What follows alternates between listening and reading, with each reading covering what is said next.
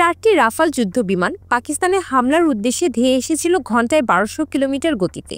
কিন্তু পাকিস্তানি সেনাবাহিনীর সক্রিয় প্রতিরক্ষা ও বিমান বাহিনীর ধাওয়ার মুখে ভারতীয় বিমানগুলো মুহূর্তেই নিজেদের ঘাঁটিতে ফিরে যেতে বাধ্য হয়।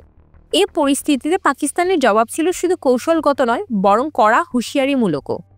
তারা স্পষ্ট জানিয়ে দেয়, ভারত যদি কোনো ধরনের সামরিক আগ্রাসন চালায় তবে ইসলামাবাদ সর্বশক্তি দিয়ে প্রতিরোধ গড়ে তুলবে, এমনকি প্রয়োজনে পারমাণবিক অস্ত্র ব্যবহারের পথও বেছে নিতে পারে।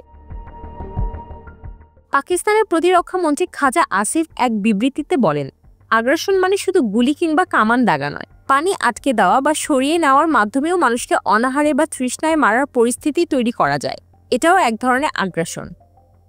এই প্রেক্ষাপটে পাকিস্তান হুঁশিয়ার দিয়েছে, যদি ভারত সিন্ধু নদে কোনো ধরনের অবকাঠামো নির্মাণের চেষ্টা করে তাহলে তা ধ্বংস করে দেওয়া হবে।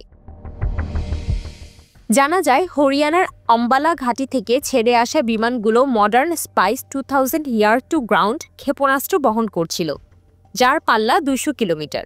তবে আকাশসীমার কাছাকাছি এসেও ভারতীয় বিমানগুলো পাকিস্তানের ভেতর প্রবেশ করতে পারেনি, কারণ মাঝপথেই পাকিস্তান বিমান বাহিনীর সক্রিয় প্রতিরক্ষা ও জ্যামিং ব্যবস্থার মুখে তারা বিচ্ছিন্ন হয়ে পড়ে এবং শ্রীনগরে জরুরি অবতরণ করতে বাধ্য হয়।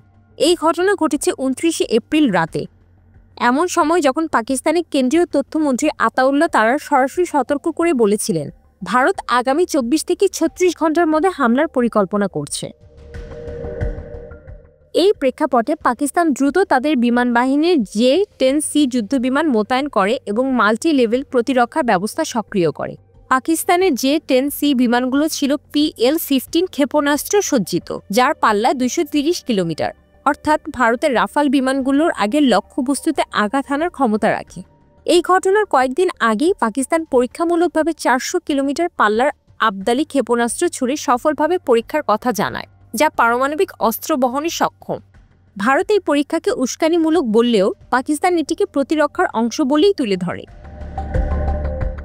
এই সামরিক উত্তেজনার সূচনা হয় জম্মু কাশ্মীরের পেহেলগামে 22 এপ্রিলের ভয়াবহ সন্ত্রাসী হামলা থেকে, যেখানে 26 জন পর্যটক নিহত হন। এই ঘটনার পর ভারত ঐতিহাসিক 1960 সালে সিন্ধু পানিবণ্টন চুক্তি স্থগিত করে।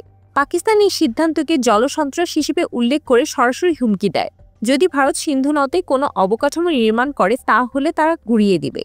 এই ঘটনাগুলোর পর দুই দেশই একে অপরের পণ্য আমদানি রপ্তানির উপর নিষেধাজ্ঞা আরোপ করে এবং মেরিটাইম ও স্থল সীমান্ত বাণিজ্য বন্ধ করে দেয়। বন্ধ করে দেওয়া হয় ওয়াঘা সীমান্ত এবং পার্সেল ও ডাক পরিষেবাও।